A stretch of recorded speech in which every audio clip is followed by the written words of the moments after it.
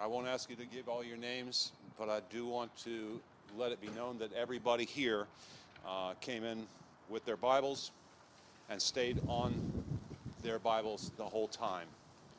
We are displaying the civil flag, the peace flag here for a reason, because when we walked inside that building, they were displaying the war flags. And we are not at war with them, they are at war with us.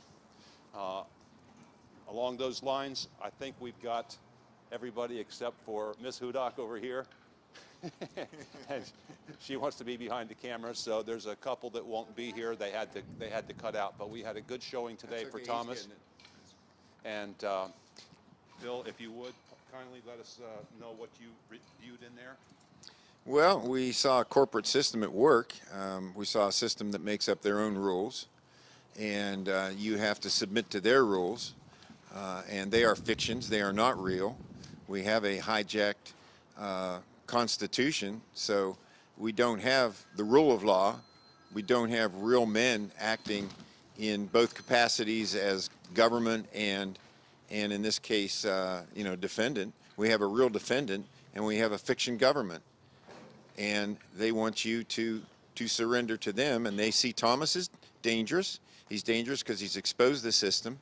They feel they can't possibly let him free, that they have to make an example out of him and show this is what happens to anyone who goes up against the corporate Borg. This big club that George Carlin said that you're not in. And that's what it is. They have the money, they have the power, they make the rules, and they don't like anyone that challenges that.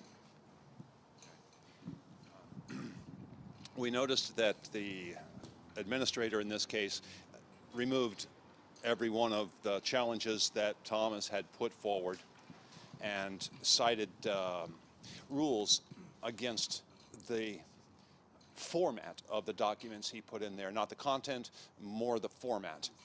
So what that is telling us, ladies and gentlemen, is that unless you cross your T's and dot your I's according to the judge's whims, then he's going to dismiss everything.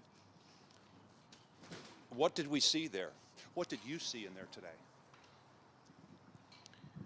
Seen Thomas do many of the right things. He picked up on it. Yeah, I am not a fictional character.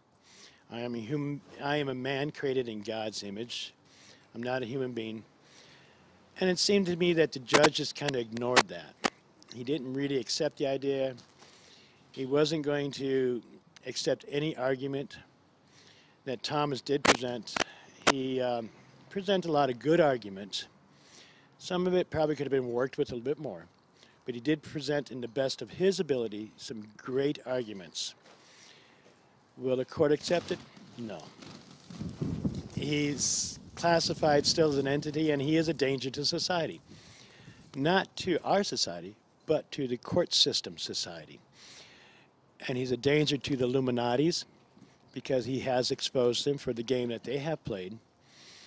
Thomas is not going to really play by their rules. They want him to, as I picked up on that, hey, we got rules. Well, as soon as he bows to their rules, then he steps into their ballpark. He's a rookie. They are pros, and they know just how to devour and eat and inhale anybody that gets in front of them. Isn't that the truth? And what do we have to fall back on? What have we always had to fall back on? And for that, I'm going to ask Pastor Butch to give his opinion, please.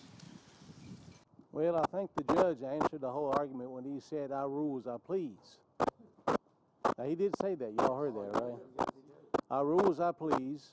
So he therefore pronounced himself judge and jury. The call back to the Constitution is not going to work because it's not recognized. It's now either back to the Scriptures and stand for that or nothing. The judge is going to ignore Thomas's pleas as he did today, motion to motion, thrown out, dismissed for whatever reason. They make up the reason as they go. If I played a ball game, to make the rules as I played, I'd win every game. Well, that's what they're doing, and we needn't kid ourselves. We're up against a force here that is foreign to us as true Americans and men and women of God, but it's a power that now rules this earth and runs this country. One more thing, Pastor. The administrator there did not make any mention of the fact that there were so many Bibles in there. But more importantly, he did rule that he's going to rule as he pleases. There was an instance where he had told everybody you can't record. And yet WTAP was in there recording. That shows a favoritism and contempt for anybody else other than his hand-chosen minions. Not to mention the First Amendment. Go to this First Amendment, please. If anybody here, by the way, I know that a lot of you are on rough time schedules. If you feel like you have to go, but you would like to have a word before you go, please speak now or forever hold your peace until the 15th. I'd like to just bring up what I saw there was a lack of due process notification. Yeah. And Thomas brought that up when he started to rule on these demands. They're not motions, they're demands. Let's get that square. But the judge referred to them as motions. I think that is unlawful, number one. Due process notification, what I'm referring to, would be the fact that they did not notify the alleged defendant in this case that they were going to be ruling on motions. This was a revocation hearing, not to rule on motions. And with that, I'm just going to yield. Okay. Once again, let me get Thomas's mother to step to the plate. I know that she had to step out for a moment because she was getting a wee bit upset. So can you please explain why you were being upset, Cookie? Oh, I should have put makeup on. Well, I've been having a hard time in my faith here lately. And I'm grateful to Phil because he always seems to put it right back into place. But I know how Judge Reed is. He is just evil to the very core. He is just like the devil himself. And I've stood before that gatekeeper, and he's not a good person. And when I saw that once again he's shanghaiing my boy, not letting him get a word in edgewise and doing just whatever he so pleases because he's made it perfectly clear over the past 6 years that that is his courtroom and he makes the rules. That was evident today. And I was prepared to die today because I knew with everything in my heart and soul that as a mother, I'm tired. I am mentally, physically, and spiritually drained.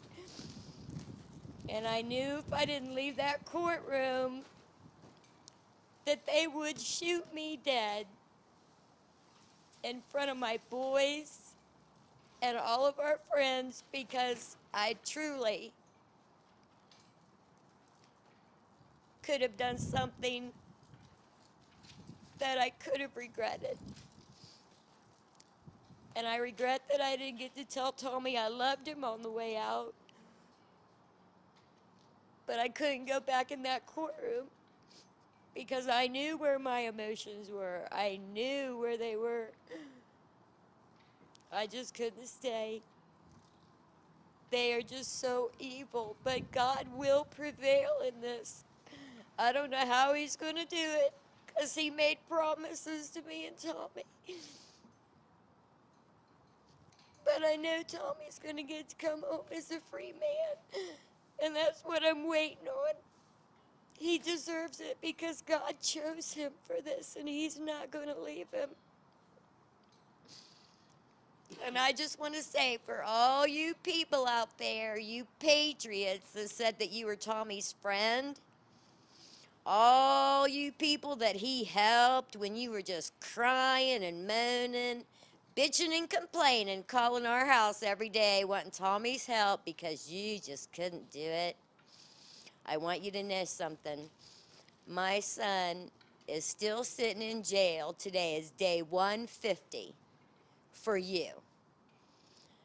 Don't ever call my number. Just don't, because quite frankly, you are not his friend. And actually, my opinion, I think that every single one of you have just blown smoke out your behind. So please, don't aggravate us, because I really know who you are. And see, if my son had given up names, your names, he would be home right now. So I want you to think about that when you're out doing all your crap, having dinner with your family, and me and my family are sitting here struggling every day because I know Tommy is hungry. I can't even get phone calls to him all the time, and I'm tired. So for all you people out there, I want you to hear me perfectly clear. I know who you are. Really, I do. And don't think for a minute. Don't even think for a minute. And I'll leave it at that, because, see, my son's a good person. He's got the best heart in the world. And, see, I'm struggling right now. I'm not a good person. And I'm struggling with that every day. I'm struggling with the forgiveness that I have to give to these people that are so evil. But I'm struggling. But you guys are just terrible, terrible people.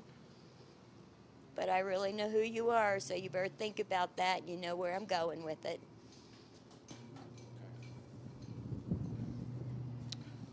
Thank you, Cookie.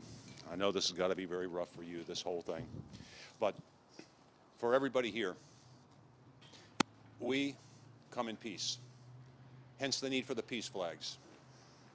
We have to show symbols of who we are and what we are, because that's the only thing that the courts will respond to, is symbolism. If I had been lucky enough, if the Lord had seen fit, I would have had my crime scene tape with me today so that we could have roped off that place as a crime scene. But I guess the good Lord didn't want me to do that today. Maybe next time. But I want to thank each and every one of you for being here, because I know that it takes a lot to come out of your lives in order to stand with Thomas. But you know, as I know, that what he's doing, what he has done from the beginning, he has done in peace. I have never, ever heard him call for the violent overthrow of anybody. What I have heard, as you have heard, is that these imposters who are occupying offices that they were supposedly elected and appointed to need to vacate those offices and let the people back in to their house. And whose house is this?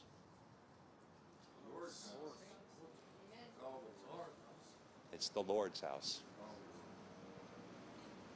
I want to thank you all for being here today, and I'm sure that Thomas thanks you as well. And God bless you, each and every one. And let's come back on the 15th and make an even bigger showing. Thank you. Thank you.